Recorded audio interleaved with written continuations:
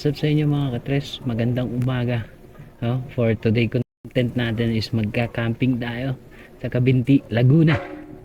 So double check lang natin mga gamit natin. Kasi ito yung first solo camping natin. Solo as in solo lang talaga tayo. Ang dami natin dala. So check natin yung gulong. Baka mamaya kasi maplatan tayo. Mahirap na. Wala tayong kasama. So time check tayo, 11 na, medyo late na tayo ng mga katres, pero go pa rin tayo. Marami kasi akong biniling gamit and ayun nga, di ba, kailangan kompleto kasi mahirap na dahil mag-isa lang tayo, mahirap mag-iwan ng tent, no? So yun mga katres, samahan nyo ako sa aking first solo camping sa Cabinti, Laguna. So let's go.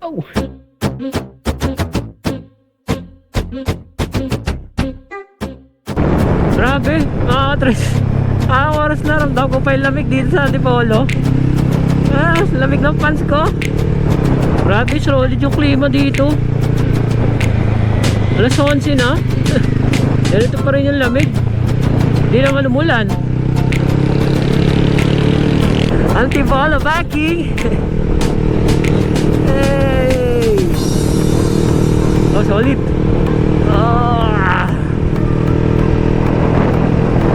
Sarap! Lamig!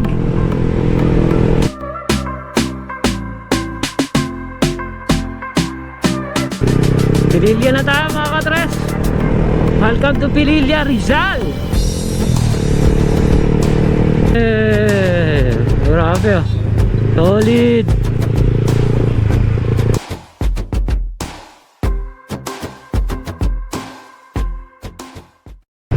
Ito na mga katres, liliko na tayo dito. Pinuturo ng map, liliko na tayo. Ayun.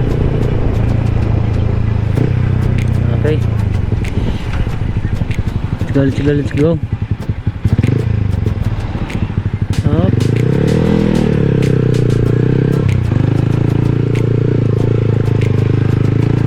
First time natin pupunta dito mga katres, no? May yan dito, puro campsite eh. Dito sa Cabinti na to mga katres. Maghahanap kayo, lalo na dito sa bandang Laguna. Dito marami. Para rin siyang ano, Marilaki. Marami rin campsite.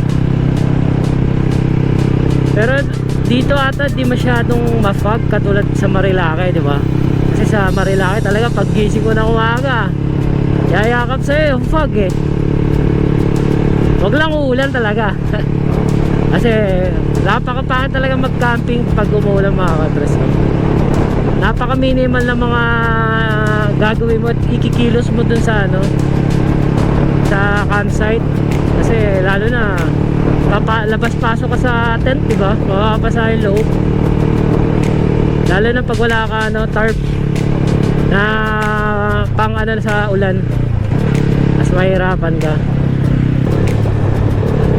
Mga tres, dito na tayo. Nahanap ko na lang yung entrance. Ganda oh. Sarap mag set up oh. Ito mag camping. Ito na lalo dun.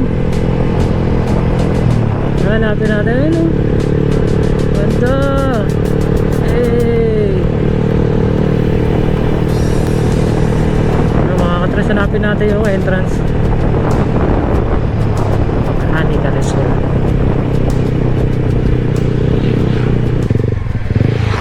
Ito na mga katres. Ito pala meron silang ano, signage. Dito may mga katres. Lumigo na tayo.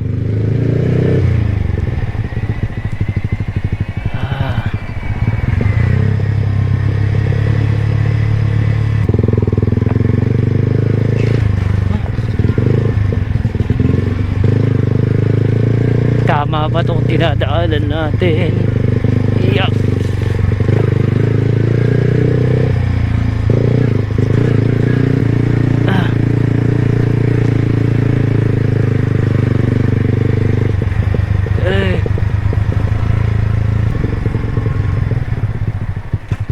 Uy, ganda dun oh. Uy, tayo dito. Patay tayo dito, putik. Putik. Putik. Ay, putik. Ay, putik. Ay, ay, ay. Uy, uy, naku po. Huwag yan.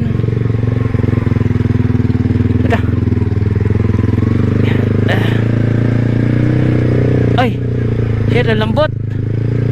Ang lambot ang gulo ko.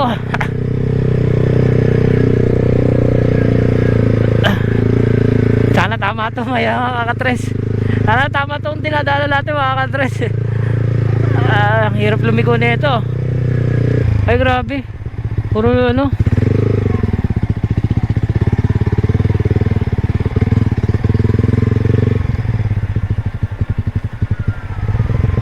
Hindi ko pa nakikita si Anika.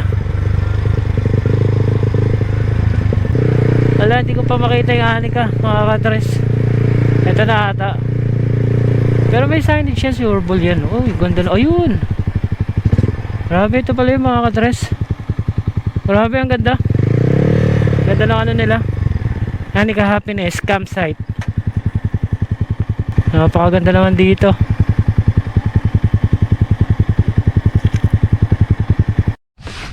So yung mga katres na dito na tayo sa Hanika Happiness Campsite, no? So bali ano pala dito mga katres, reservation, kailangan mo magpa-reserve bago ka pumunta dito. So hindi sila allowed ng walk-in kasi nga iiwasan nila yung maging crowded dito sa lugar na to. So kung ano naman, kung maluwag pa naman ano ka naman nila, accommodate ka naman nila, pero maaari is ano, magpa-reserve ka. So pupunta na tayo dun sa pag-tent pitching natin dun sa kabila. Ikot tayo dun. Pag ito. Tapos ito yung ano nila, yung tindahan nila na 24/7 daw. Siguro mamaya pupuntahan natin siya.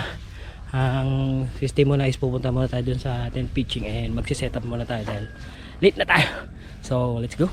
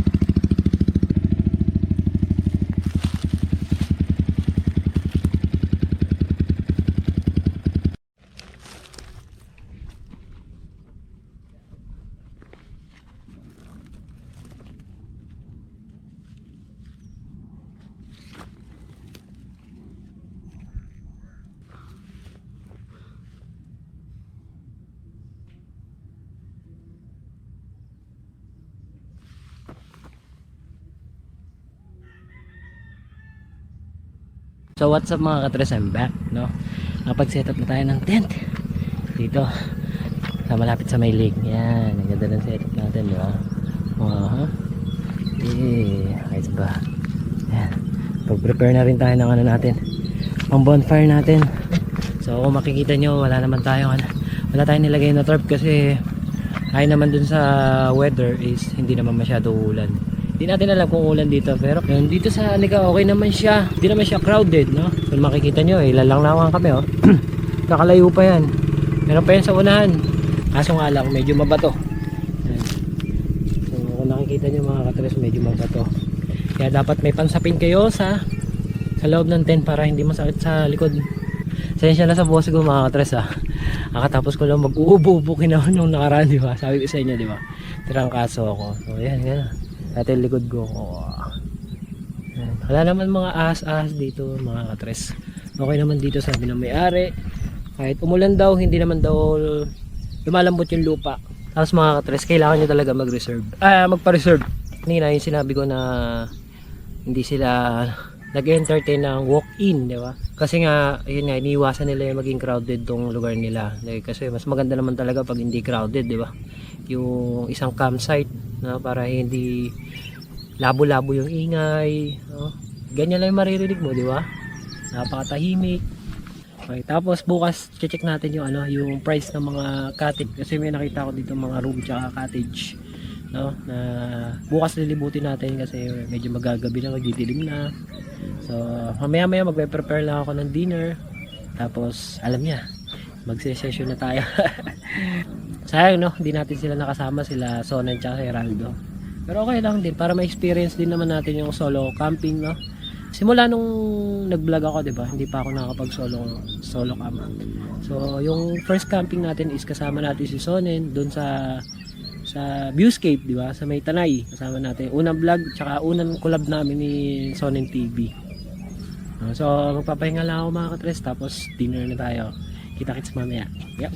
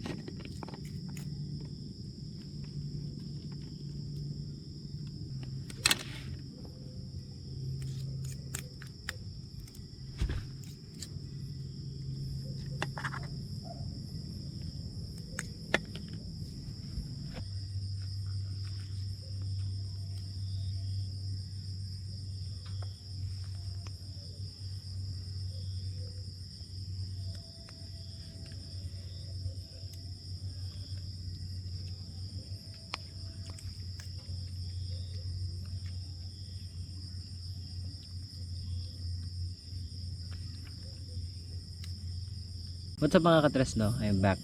No, tapos na tayo mag-dinner, no? Medyo maaga tayo nag-dinner kasi grabe dilim dito. Grabe, oh. Solid yung dilim mga katres kung ayan. Halos wala na tayo makita, no? And sobrang tahimik, sobrang peaceful. Problema lang is grabe yung lamok, sobrang lamok nung spot natin. Then syempre dahil ano, di ba, may tubig. Then ano, ah then yun, malanggam, maraming langgam dito sa spot natin. Nagkamali yata tayo ng kalkula, no? Tapos grabe kalmado ng ano, ng hangin dito. Ayun mga katres, oh, makikita nyo, walang galawan. Kamali tayo ng desisyon na iwan natin yung ano, yung electric pan natin sa bahay, no? Ay, siguro ano na lang, siguro magpapahinga na lang tayo, maaga tayo matutulog kasi medyo malayo-layo yung babiyahin natin. May lakad pa tayo bukas, no? Then ayun, libutin natin tong ano, Anika, no? Kaya kaganda ako lang ko yung Anika Happiness, di ba? Kasi maganda dun sa part na yun, dun sa kabila. So dun tayo mamaya, ay bukas, dun tayo maglilibot bukas, tapos try natin maligo dito sa lake, no? Kanina may naligo yung kabilang grupo, naligo sila dun, so tatry natin maligo. Pero lilibutin muna natin to and titingnan natin kung magkano yung mga presyo nila, no? Yun, siguro magpapahinga na muna tayo dahil dami nagliliparan, no? Ronaro Ronaro yung lugar, no? Kaya dapat ano, yung mga insect repellent dapat magdadala tayo niya mga katres. Hindi tayo masyadong nilalamok, no? Tsaka nililiparan ng mga kung ano insekto, yung mga anik-anik, no? So good night mga katres, thank you, and kita-kits bukas. Good night.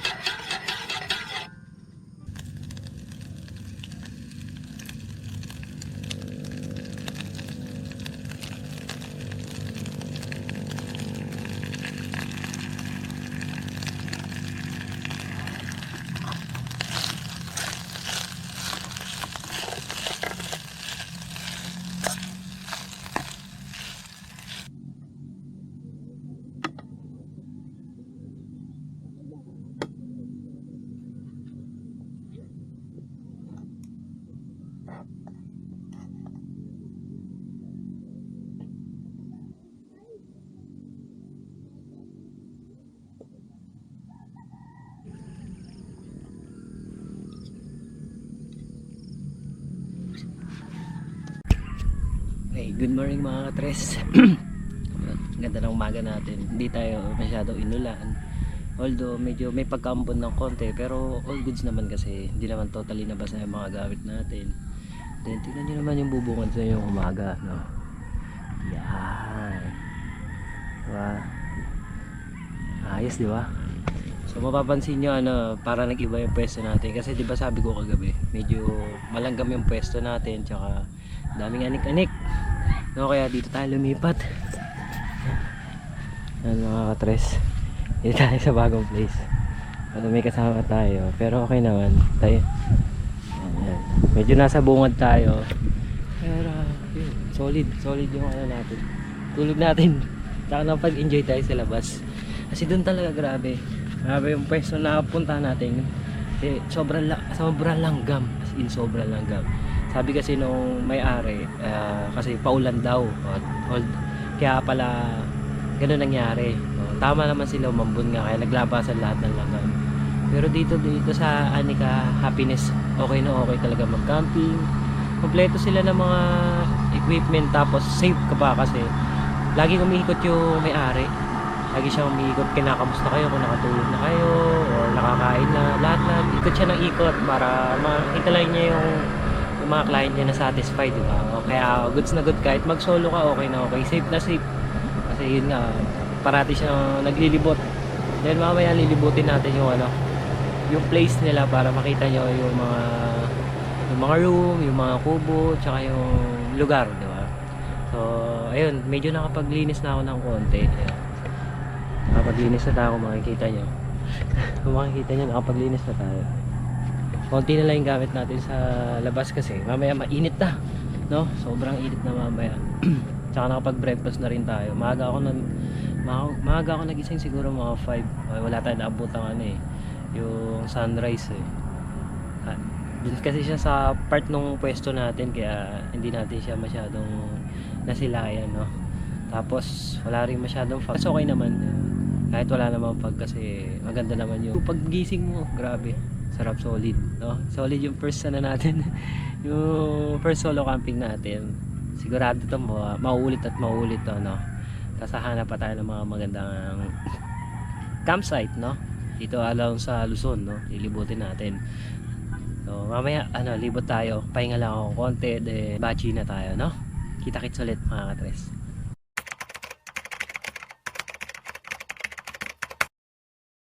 So yun mga katres, no? Uwi na tayo, bachi na tayo. So, salamat shoutout kay Sir Rodel, no? Dun sa nag-entertain sa atin, tsaka laging lumilibot, no? Para i-secure yung yung campsite niya, no? Yan, sobrang solid dito sa Anika campsite, no? Napaka safe, no? Napaka safe ng camping, solid na solid.